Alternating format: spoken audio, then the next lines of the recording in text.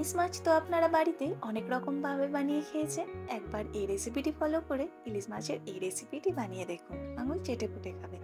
আসসালামু আলাইকুম, cooking with পারভিনে সকলকে স্বাগত জানাই।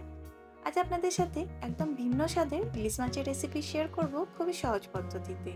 খেতে এতটাই মজাদার হয় যে আঙুল চেটে পুটে খাবেন। চলুন বন্ধুরা, বেশি দেরি না করে আজকের এই সহজ ইলিশ মাছের রেসিপিটি দেখে নেওয়া যাক। প্রথমে ইলিশ মাছটাকে ম্যারিনেট করে নেব। তার জন্য দিয়ে দিচ্ছি 1 চামচ হলুদ, দিচ্ছি স্বাদ অনুযায়ী লবণ, আর দিচ্ছি 2 চামচ সরিষার তেল। এই সমস্ত উপকরণকে খুব ভালোভাবে মাখিয়ে নেব মাছগুলোর গায়ে। তাই হাত দিয়ে খুব ভালো করে মাখিয়ে নিয়ে মাছগুলোকে ম্যারিনেট করে আধ ঘন্টার জন্য রেখে দেব। এতে করে মাছের ভিতরে খুব ভালোভাবে লবণটা অ্যাবজর্ব হয়ে যাবে, মাছগুলো খেতে খুবই ভালো লাগবে।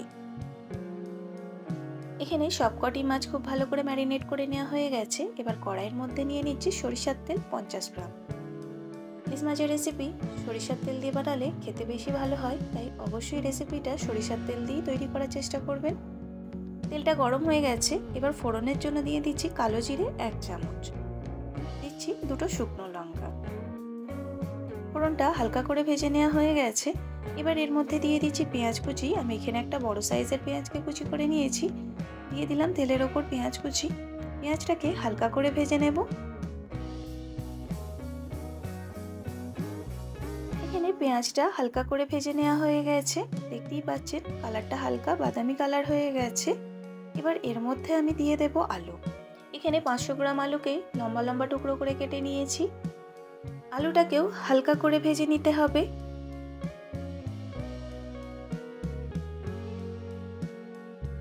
এখানে আলুটাও আমার হালকা করে ভেজে নেওয়া হয়ে গেছে। এবার এর মধ্যে আমি কিছু মশলা অ্যাড করব।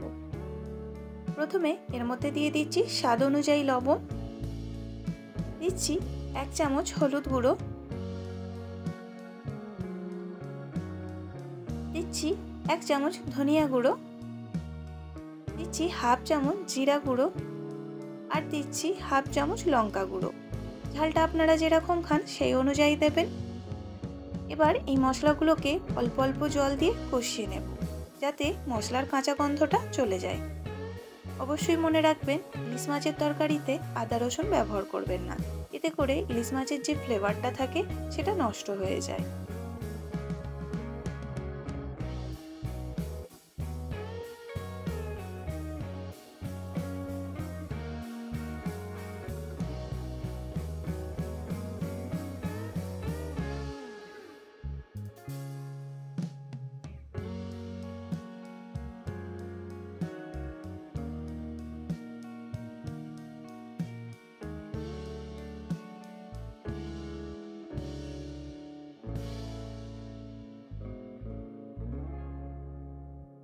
এখানে মশলাটা খুব ভালো করে কষিয়ে নেওয়া হয়ে গেছে। এবার এর মধ্যে দিয়ে দিচ্ছি টমেটো কুচি। আমি এখানে মাঝারি সাইজের 2টি টমেটোকে দেখুন এইভাবে কুচি করে নিয়েছি, সেটা দিয়ে দিলাম। আর দিচ্ছি কাঁচা লঙ্কা। এখানে 6টা কাঁচা লঙ্কাকে আমি লম্বা করে চিড়ে নিয়েছি, সেটাকে দিয়ে দিলাম। দিয়ে হালকা করে কষিয়ে নিয়েছি। এবার এর মধ্যে জল অ্যাড করে দিচ্ছি। আপনারা যেরকম গ্রেভি খেতে পছন্দ করেন সেই অনুযায়ী জলটা দেবেন। আমি এখানে প্রথমে 1 বাটি জল দিয়েছি, আর দিচ্ছি হাফ বাটি জল। এবার সবকিছু উপকরণকে খুব ভালোভাবে একটু নাড়িয়ে মিশিয়ে নিচ্ছি।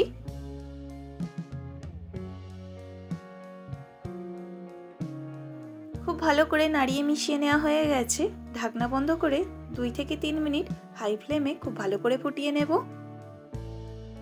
এখন তরকারিটা খুব ভালোভাবে ফুটে গেছে, আপনারা দেখেই বুঝতে পারছেন।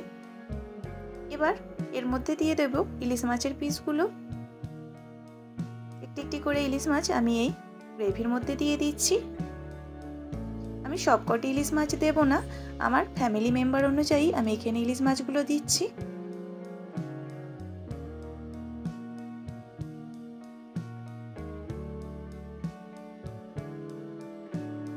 মাছগুলো দিয়ে দিয়েছি।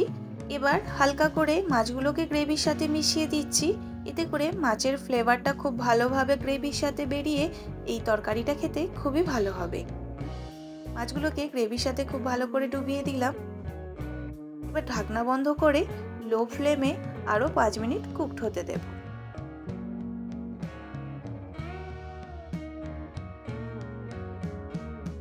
এখন 5 মিনিট হয়ে গেছে, দেখুন গ্রেভিটাই অনেকটাই গাঢ় হয়ে গেছে। গ্যাসের ফ্লেমটা এখন বন্ধ করে দেব। উপর থেকে অল্প ধনেপাতা কুচি ছড়িয়ে দিচ্ছি দেখতে সুন্দর লাগার জন্য। এইভাবে একবার এই রেসিপিটি তৈরি করে খেয়ে দেখুন, খেতে খুবই মজাদার হয়। গরম ভাতের সাথে এরকম রেসিপি থাকলে আর কিছু লাগবেই না। তো বন্ধুরা, আজকে আমার এই রেসিপির ভিডিও আপনাদের কেমন লাগলো অবশ্যই কমেন্টে জানাবেন। ভালো লাগলে লাইক করবেন। চ্যানেলে নতুন নতুন রেসিপির ভিডিও পেতে চ্যানেলটিকে সাবস্ক্রাইব করে পাশে থাকবেন। আজ এখানেই শেষ করলাম, আবার হাজির হব নতুন কোনো রেসিপির ভিডিও নিয়ে। আল্লাহ হাফেজ।